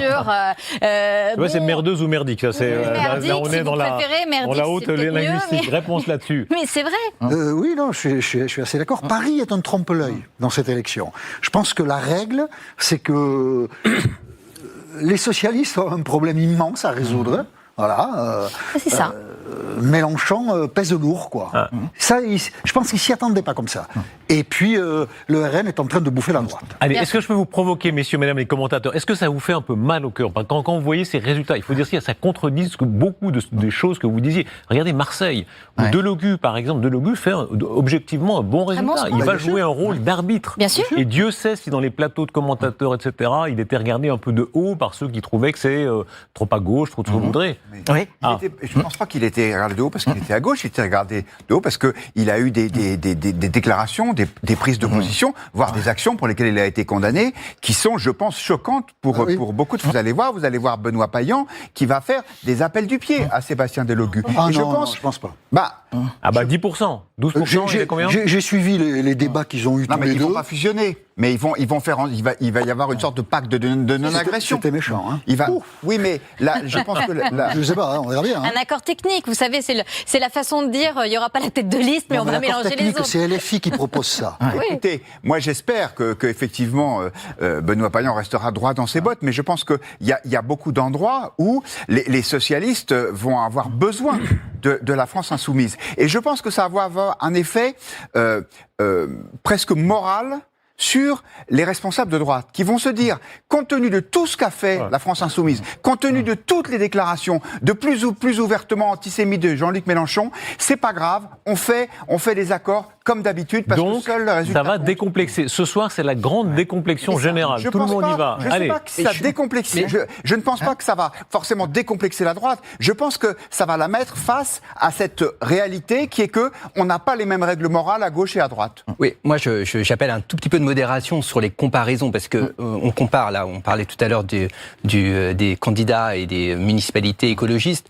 En 2020, c'était une élection très particulière aussi, donc il y a eu aussi des victoires parce qu'il y avait une faible mobilisation, alors peut-être dans tous les camps, mais et par ailleurs, les résultats de LFI 24.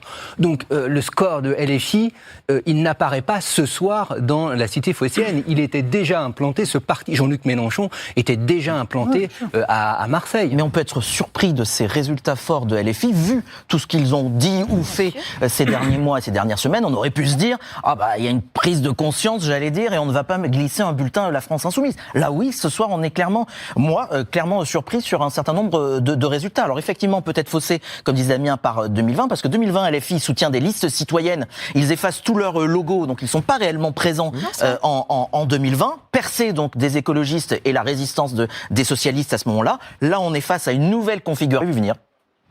Qui fait Il y a une inversion par rapport au paysage politique qu'on connaissait traditionnellement. L'alliance avec le RN était interdite. Mais juste avant ces élections municipales, le communiqué du Bureau national du Parti socialiste a expliqué que ce qui devenait très difficile à faire, c'était l'alliance avec la France insoumise. Et quand Jérôme Guedj était tout à l'heure là sur le plateau, alors lui il s'en sort assez facilement, mais tous les dirigeants socialistes n'ont pas sa facilité.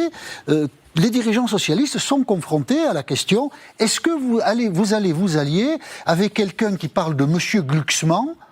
Bon, chacun a quand même compris que s'il était libre de sa pensée, Jean-Luc Mélenchon qualifierait Raphaël Glucksmann, mais donc il détourne un peu le propos, il fait du Jean-Marie Le Pen, et on a une inversion sur le champ politique qui est assez remarquable.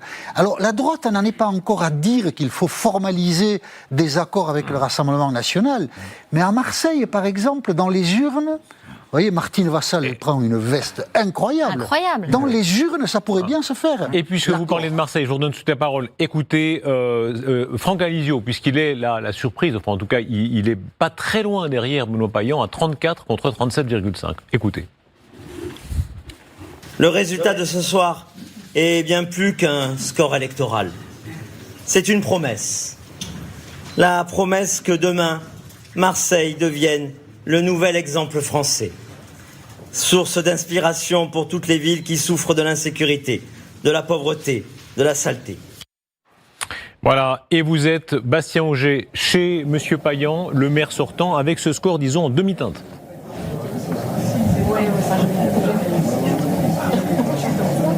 Oui, Benoît Payan qui pour l'instant attend d'avoir les résultats consolidés pour venir s'exprimer. Il y a quand même un soulagement pour lui si notre estimation se confirme. C'était sa priorité, être en tête devant Franck Alizio, le candidat du Rassemblement national, mais Franck Alizio qui n'est pas loin derrière et donc rien n'est fait pour le second tour. D'autant qu'il y a en effet Sébastien Delogu, l'insoumis, en position de se qualifier et ça va être cela qu'on va particulièrement attendre de la déclaration du maire sortant, Benoît Payan. Quelle est sa position précise face à la main tendue, entre guillemets, de Sébastien Delogu, l'insoumis qui appelle à, je cite, un front antifasciste, sous-entendu une fusion de listes. Alors depuis plusieurs jours, Benoît Payan dit qu'il en est hors de question, que lui compte déposer sa liste telle qu'elle est, qu'il n'y aura pas de fusion avec la France insoumise et que c'est selon lui à la France insoumise de se retirer pour faire barrage à l'extrême droite. On verra donc entre ces deux positions qui cèdent le premier, si je peux parler ainsi, ce sera l'enjeu des heures qui viennent. Merci beaucoup Bastien Auger. C'est très frappant ce qui se passe à Marseille. L'appel à un front, entre guillemets, antifasciste. Et dans l'autre camp, ceux qui disent qu'il y a une sorte d'infréquentabilité de LFI. Au fond, ce qui s'est passé à l'Assemblée nationale, lors de ces fameuses législatives, se continue. La tripartition de la France fonctionne.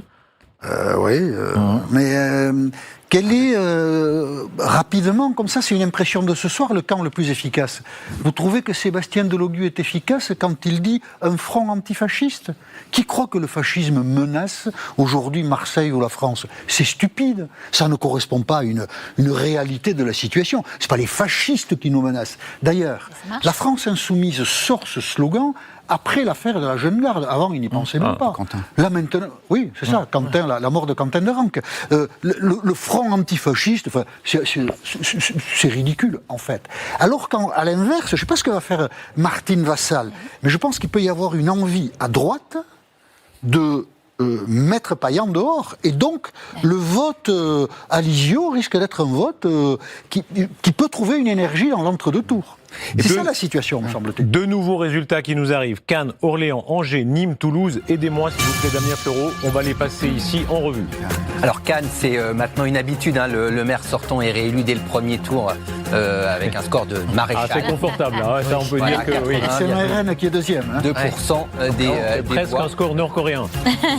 Serge Grouard, qu'on avait beaucoup vu du côté d'Orléans avec l'affaire Brand, est dans une position très confortable, 40,6% des voix ce soir face à un socialiste. Christophe Béchu à Angers rate d'un cheveu visiblement l'élection au premier tour, donc il sera dans une position en ballottage favorable. Et puis à Nîmes, eh bien un duel serré qui se présente. 30% pour le RN et le Parti communiste à Toulouse. Donc on en parlait, Jean-Luc Moudin.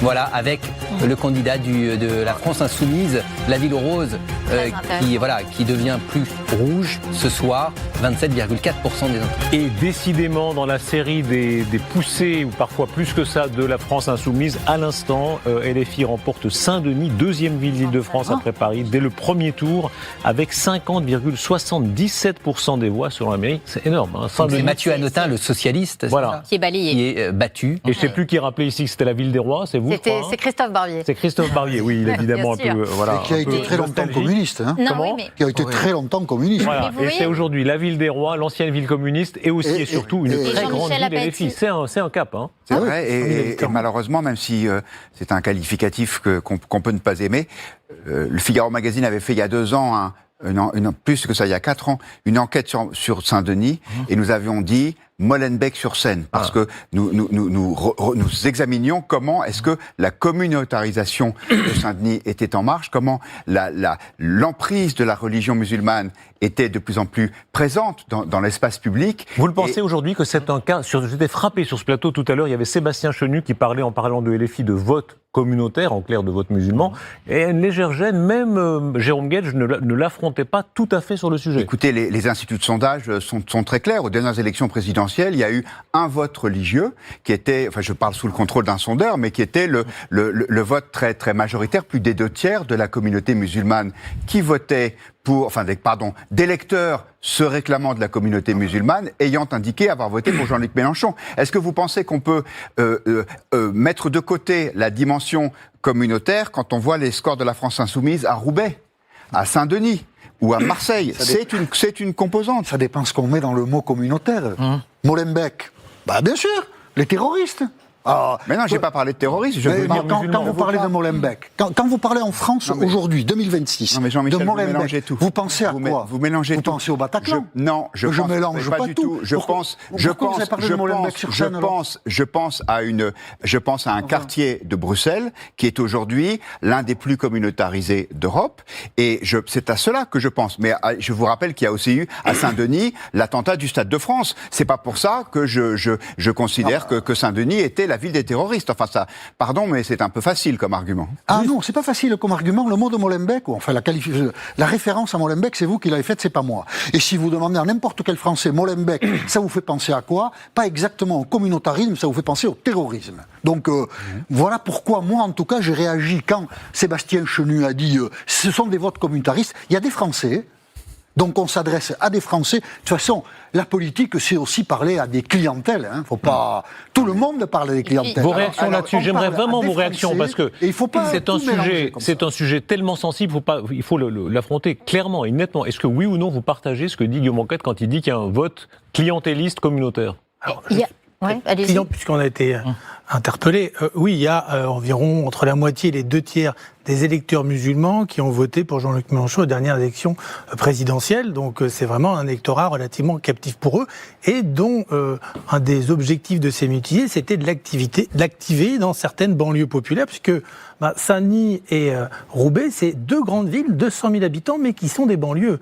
Et ces banlieues-là, c'est vraiment l'objectif central du tournant communaliste amorcé par la France insoumise ces derniers temps et qui a décidé d'investir beaucoup plus qu'en 2020 les élections municipales. C'est leur priorité parce que sociologiquement, culturellement, certains diraient ethniquement, c'est des zones de force électorale. Et bien sûr que là, on a ces 2 villes qui vont tomber, mais d'autres vont tomber. Elles sont sans doute moins grosses, mais oui, bien sûr. Vos réactions là-dessus, parce que c'est un point important. Est-ce que vous trouvez ça gênant? Au contraire, c'est bien que ce soit une prise en compte de la France telle qu'elle est en 2026? Moi, ce que je n'arrive pas à comprendre, c'est comment les autres partis, si je peux me permettre, laissent ce magot électoral à la France insoumise. C'est-à-dire que vous êtes musulman de France et vous êtes français musulman aujourd'hui, vous êtes petit patron, vous devriez au fond avoir le cœur à droite et voter à droite. Pourquoi ils votent la France insoumise? Que se passe-t-il pour que, effectivement, l'électorat musulman vote la France insoumise? Donc c'est un ratage des autres partis. Et par ailleurs, pardonnez-moi, mais c'est au fond chacun des partis qui gagne aujourd'hui, c'est-à-dire le RN ou la France insoumise, c'est le Léviathan boiteux. Ils sont là où les autres ne sont plus. La France insoumise, sa clientèle, c'est effectivement la clientèle musulmane qui n'est pas regardée par les autres partis et les catégories sociales supérieures type prof qui sont déclassées et qui se sentent à la France insoumise. Et de l'autre côté, une France, entre guillemets, blanche, qui se sent de la diagonale du vide et qui s'élargit énormément puisque le RN est de plus en plus fort, je l'entends, et qui se sent aussi déclassée. Donc je m'étonne, et vraiment je m'étonne que les autres partis ne soient pas capables de les draguer. Manuel Bompard a pris la parole, il parle d'une nouvelle France. La nouvelle France est entrée en scène. Dans de nombreuses communes, la victoire est à portée de main. Nous appelons notre peuple à se mobiliser massivement pendant toute la semaine pour assurer la victoire de nos propositions. La gratuité de la cantine scolaire pour toutes et tous, l'accès à un logement digne, des transports accessibles pour chacun, le référendum d'initiative citoyenne municipale, c'est là une formidable occasion de reprendre le pouvoir sur nos vies en reprenant le pouvoir sur nos villes. Alors, est-ce que c'est une percée, comme le dit ce soir Jean-Luc Mélenchon, ou est-ce que c'est à relativiser? Ah non, c'est une percée incroyable. C'est une percée, oui. Bien oui, sûr. On parle de Saint-Denis qui tombe. Bien sûr. Voilà, il y a des percées. Toulouse, non, il y a beaucoup d'endroits où la France insoumise a fait un score qui n'était pas attendu. Donc c'est une percée. Une nouvelle France, la gratuité des cantines. Hein. Non, mais c'est la nouvelle France contre la France blanche. C'est même un peu démago. Enfin, bon. C'est démago, mais la partition, par là, quoi, la par partition le idéologique, elle est là, Jean-Michel. On ne va pas faire semblant de ne pas voir. C'est la nouvelle France contre la France blanche. Donc, ce qui s'installe là, c'est le débat, excusez-moi, de la présidentielle à venir. Avec un slogan qui évolue un tout petit peu, on avait la créolisation de la France. Peut-être que cette nouvelle France, ce slogan est un peu plus lisse, un peu plus rond pour un second tour, un deuxième tour. C'est exactement l'inverse. Je pense que c'est celui qui répond au grand remplacement. Je pense que c'est celui qui électrise. Je pense qu'au contraire, ce que veut... Créolisation, ça a bien électrisé le débat politique. Oui, mais alors la nouvelle France, pardonnez-moi, contre la France ancienne, c'est pas terrible non plus, si ça veut pas, si on veut pas hystériser. Un nouveau concept identitaire. Moi, j'aime bien la façon dont Isabelle a approché cette question, c'est-à-dire en renversant, en se préoccupant des partis politiques. Et je suis d'accord, comment ça se fait que les partis politiques aujourd'hui dits traditionnels, que ce soit les Républicains, le Parti Socialiste, n'aient pas pris à bras-le-corps ce sujet et les délaissé en gros. Donc oui, on a horreur du vide. Donc à un moment donné, vous avez les insoumis qui sont là, qui savent très bien parler, qui ont leur concept, qui ont leur électorat, leur clientèle. C'est pas nouveau certes, mais ils l'ont bien ciblé celle-ci. Et donc c'est le jackpot pour eux. Et en attendant, les autres partis regardent en gros les trains passer. Guillaume Roquette. Mais je pense qu'il y a des choix politiques derrière cela. Effectivement, les Républicains n'ont pas la même position sur le voile islamique qu'à la France insoumise. Oui. Donc c'est assez cohérent. Oui, alors effectivement, il peut y avoir des logiques électorales, mais il y a aussi une logique politique dans, me semble-t-il, le bon sens du terme, c'est-à-dire qu'est-ce qu'on veut? Est-ce qu'on veut que la France, en fait, cette victoire de la France insoumise à Saint-Denis, le très bon score fait par ce parti à Roubaix, moi je pense que c'est une étape vers ce que l'on voit en Belgique, Belgique, n'en déplaise à Jean-Michel Apathy, ou au Royaume-Uni, où vous avez des communes entières qui sont aujourd'hui régies selon des règles qui ne sont plus les règles traditionnelles de l'Europe occidentale. Que va-t-il advenir de la droite, ce qu'on appelait la droite classique ou bourgeoise ou traditionnelle ou républicaine, chacun son adjectif? Écoutez Bruno Retailleau ce soir, il a des mots très forts sur le thème notamment, pas une seule voix pour la France insoumise. Pas de dispersion, pas de division. Ne faisons pas ce cadeau à nos adversaires. Et surtout, ne faisons pas la politique du pire au bénéfice de la pire des gauches, celle des insoumis.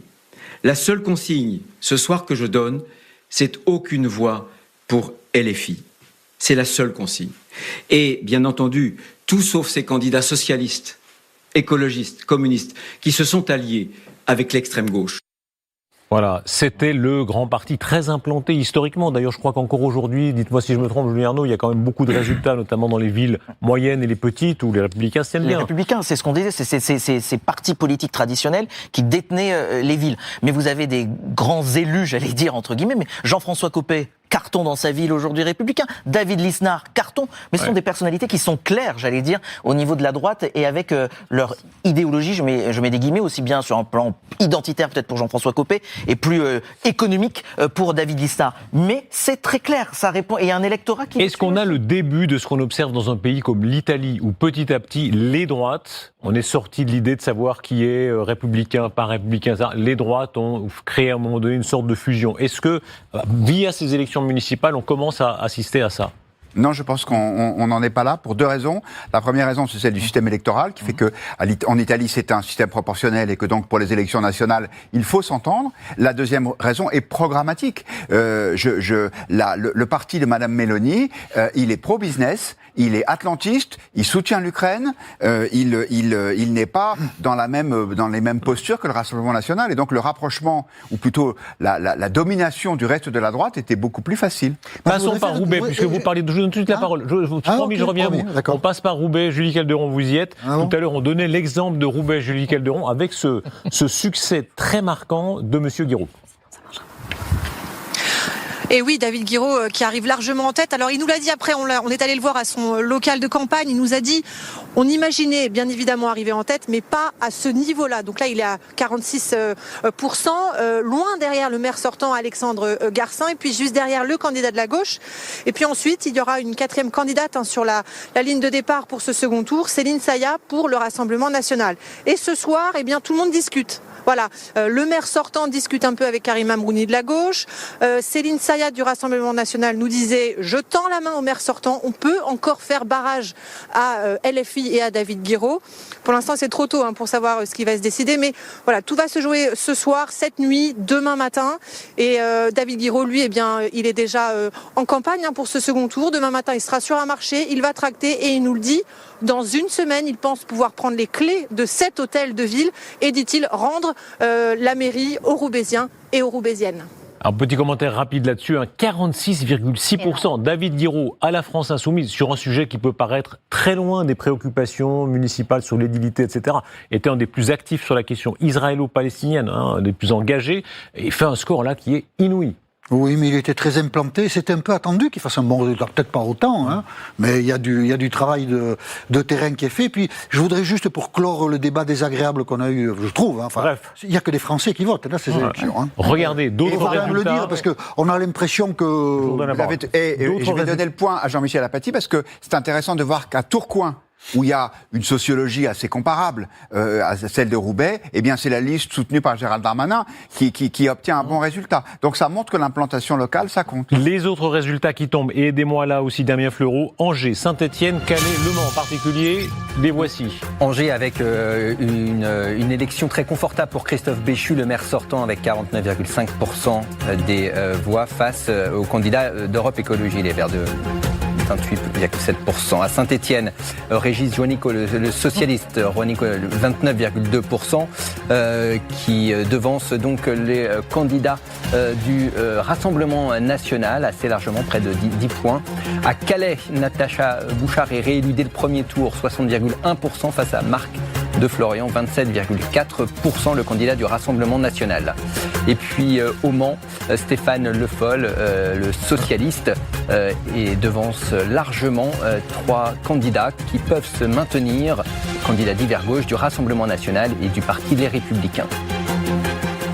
Voilà, il est 23h55 pour celles et ceux qui nous rejoignent. Nous sommes toujours en émission spéciale au soir de ces élections municipales avec beaucoup de surprises, beaucoup de rebondissements, beaucoup de visages qui apparaissent parmi les gagnants. Aidez-moi à faire le compte des quelques gagnants de la soirée, les connus, les moins connus, les figures nationales. Une des premières à apparaître, c'était évidemment Édouard Philippe au Havre, qui a fait un très bon résultat qui dépasse de très loin ses adversaires. Emmanuel Grégoire de très loin, pas de très loin, mais enfin qui est nettement devant à Paris, nettement devant Rachida Dati. Un mot là-dessus peut-être ? Oui, non, pas particulièrement. Voilà. Emmanuel Grégoire est devant Rachida Dati. Oui, mais enfin, je veux dire, Paris, c'était quand même, là, pour la droite, c'était quand même un truc de dingue. Ils sont plus divisés que jamais. Enfin, Rachida Dati, elle était à la fois la candidate de droite et la candidate Renaissance. Il y avait quand même un candidat Renaissance en plus avec Bournazel. On a en plus la candidate de la droite dure avec Sarah Knafo. Enfin, je veux dire, là, pour le coup, l'union des droites, ils y sont pas. Et c'est pas tellement étonnant que ce soit ahurissant de dispersion sur les voix. Est-ce que Rachida Dati était une bonne candidate ? Beaucoup de bruit de casserole quand même. Hein. C'est possible. Et une fin de campagne qui a été assez mauvaise. Je pense qu'ils sont trompés de candidate à droite. Bah, de toute façon, ils arrivent dispersés. Enfin, 2 candidats Renaissance sur la même... Pardon, excusez-moi le faux rire. Sur la même élection, c'est quand même remarquable. Faut le faire quand même. Hein.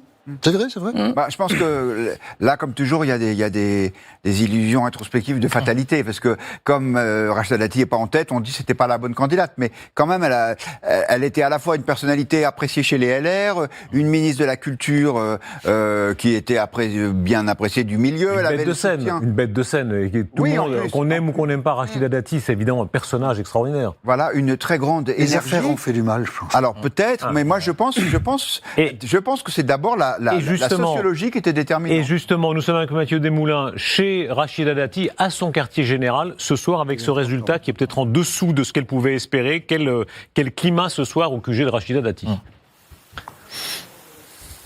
Rachida Dati qui est en train de réunir en ce moment même, mon cher Darius, l'ensemble de ses têtes de liste et des cadres de sa campagne ici à la mairie du 7e où elle a été réélue dès le premier tour ce soir.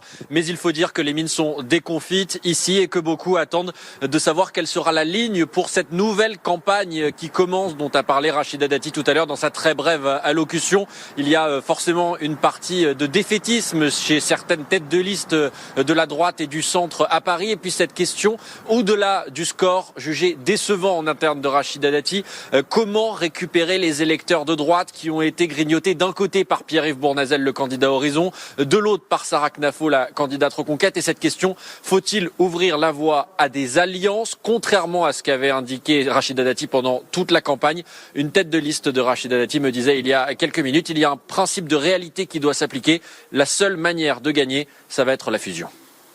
Merci beaucoup. Avec ce message un peu sibyllin de Sarah Knafo qui disait « Nos voix peuvent faire gagner la droite ». Est-ce qu'elle a encore ses chances si on regarde cela? En tout cas, on va en parler dans quelques instants. Pour celles et ceux qui nous rejoignent, je rappelle les principaux enseignements de cette soirée électorale, les élections municipales. D'abord, la France insoumise, largement en tête à Roubaix, qui remporte la ville de Saint-Denis, 2e ville d'Île-de-France derrière Paris.